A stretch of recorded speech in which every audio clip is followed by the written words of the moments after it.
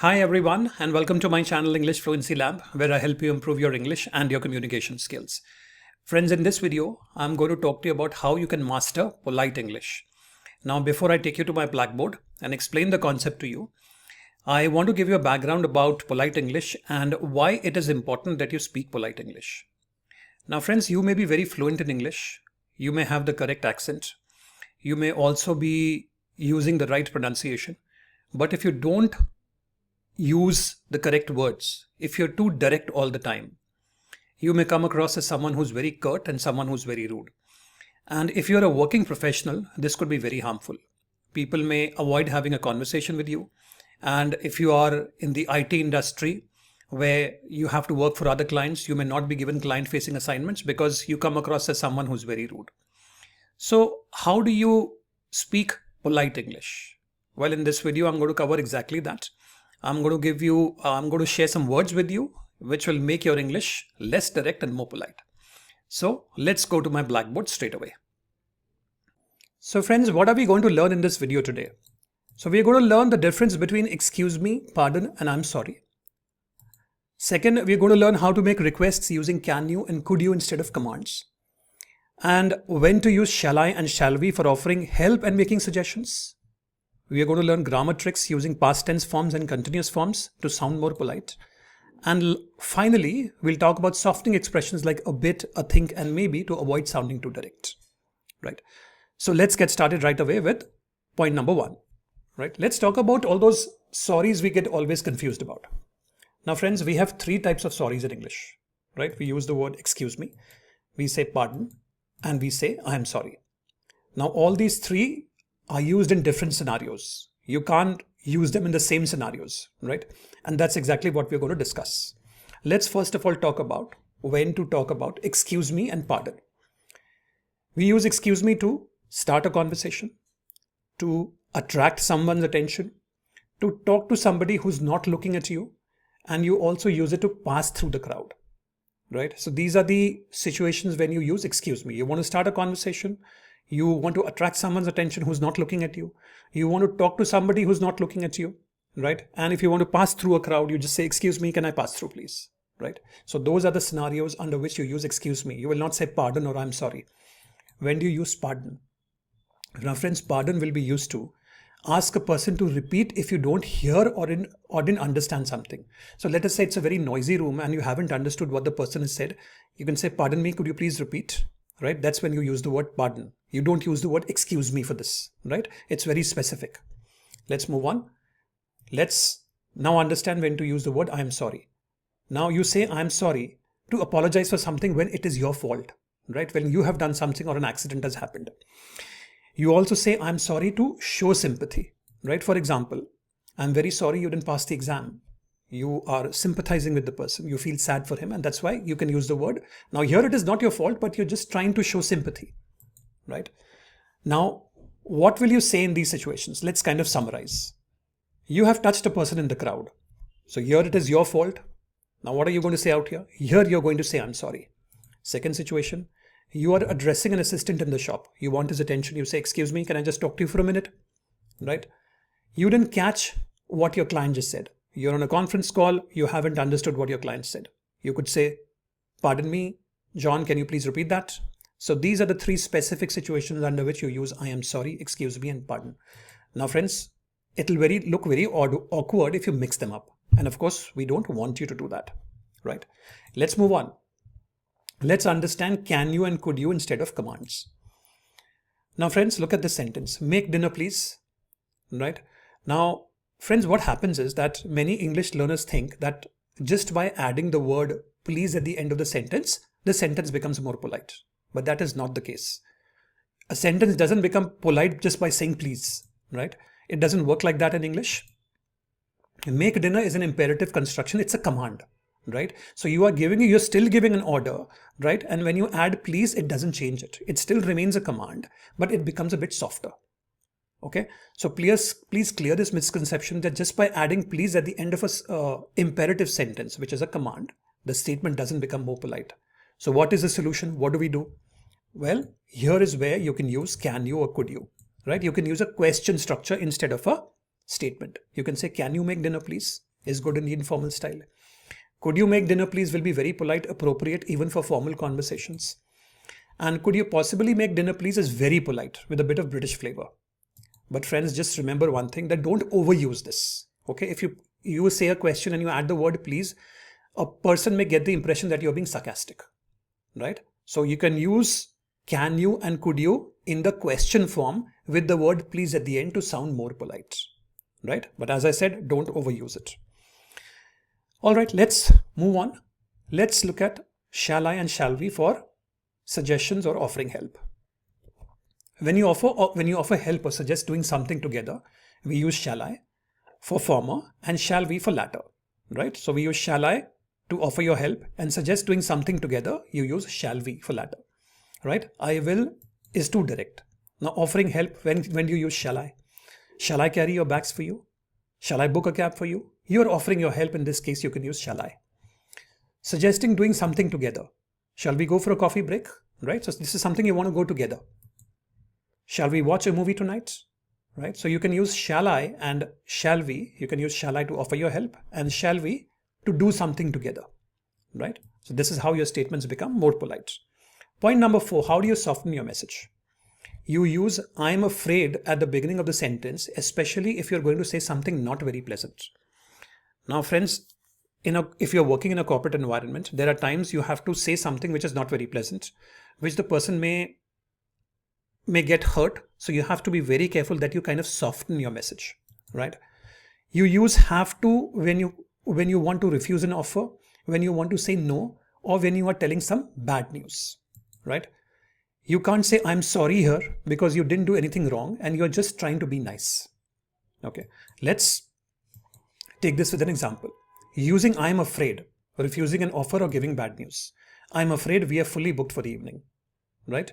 Now, you can't say I'm sorry out here, but you use the word I'm afraid we are fully booked for the evening. You are conveying a negative message, but in a way you're softening the message because the person may be looking forward to that movie or that particular restaurant table and you have to tell him that I'm sorry, I'm afraid, but we are fully booked for the evening.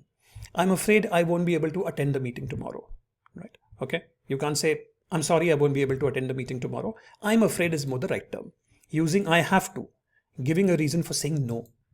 I have to finish this report, so I can't join you for lunch, right? You are giving a reason for saying no, right? Instead of just saying I can't join you for lunch, you're giving a reason. I have to finish this report. I have to leave early today, so I won't be able to help with the project, right? That's where you use have to. Now, friends, let's talk about some grammar tricks which you can use to soften your message. Now, it's very popular to use past forms for the present to make it sound less direct and more polite. Now, let me repeat that. It's very popular to use past forms for the present to make it sound less direct and more polite. Instead of I want to ask you a question, you can say I wanted to ask you a question, right? You also replace a simple tense form with the one in continuous because continuous will help you sound more emotional. We want sometimes to show our soft sides, right? So there are two things out here, friends. One is it's very popular to use past form for the present to make it sound less direct. And number 2, you can replace a simple tense with a continuous form to sound a little more emotional, to soften your ideas, right? Instead of I hope we can talk over lunch, which is a present tense, you can say I was hoping we can talk over lunch. So the continuous forms make it sound a little more polite, sound a little more emotional, right? Continuing with grammar tricks. Is it polite? Is it polite to make your statement a bit subjective?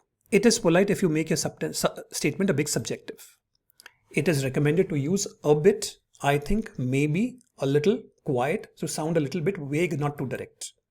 Instead of she is rude, you can say she's a bit rude, right? You've added a bit, she's a bit rude.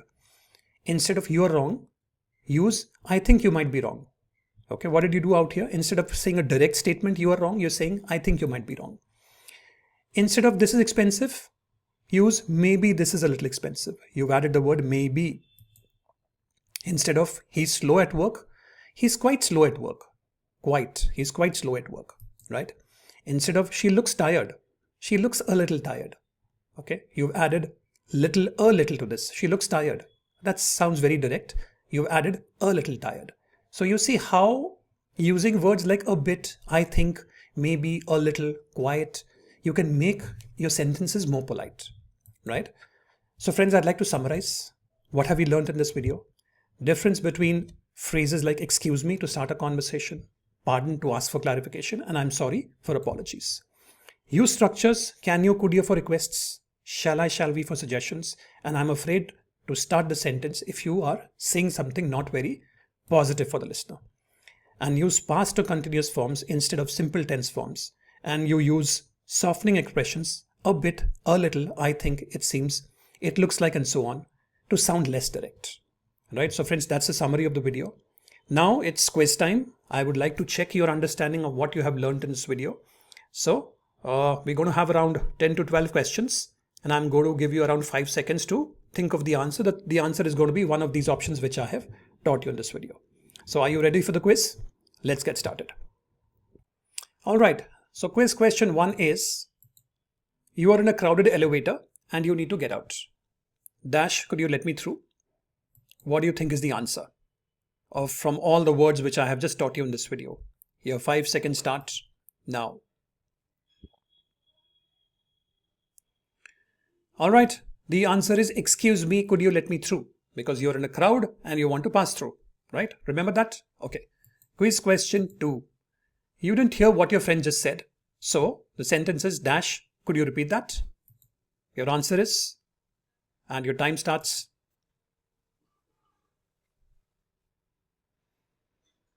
All right. The answer is, pardon me, could you please repeat that? Okay. Let's go on to quiz question 3. You are late for a meeting and your boss is waiting. Dash, I am late. There was heavy traffic. Now let me give you a hint out here. It is your mistake. What would you say? Your time has begun. All right. The answer is, I am sorry. Now this is where you're going to use I am sorry. You're not going to use excuse me or pardon. Quiz question 4.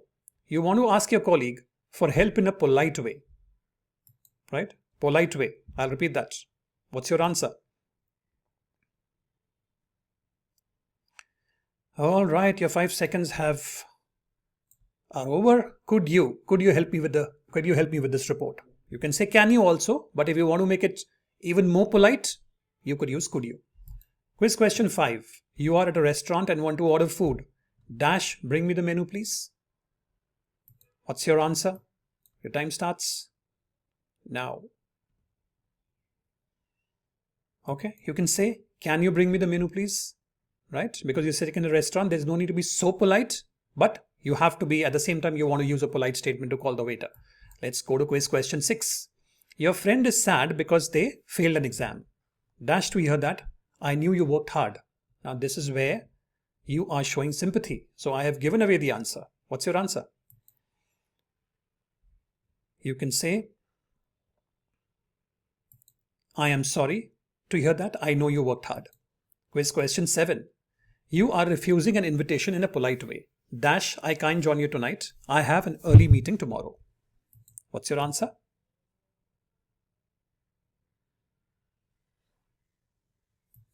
I am afraid I can't join you tonight. I have an early meeting tomorrow. Right? You're being less direct. Quiz question 8. You are talking to a customer and want to sound less direct. Let me move this down. And the product is dash expensive than the other one, but it is of a better quality. Now you want to be less direct. You want to tell the customer that the other product is a little more expensive. Your answer?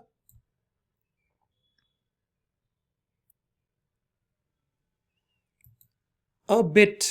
This product is a bit expensive, right? You're being less direct out here. Let's go on to quiz question 9.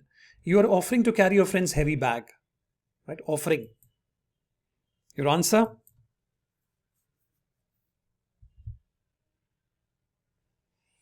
All right, shall I?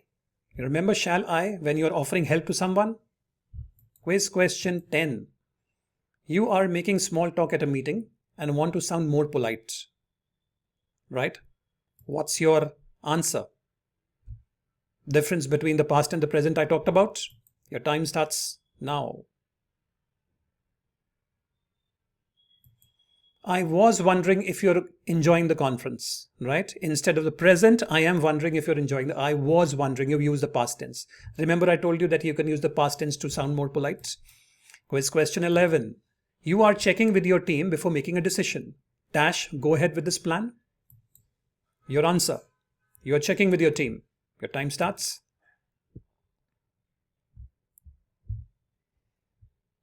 All right, the answer is shall we? Shall we go ahead with this plan? Here is the last question. You want to tell your boss that you need to leave work early. Dash, leave an hour early today. I have an appointment. Your answer?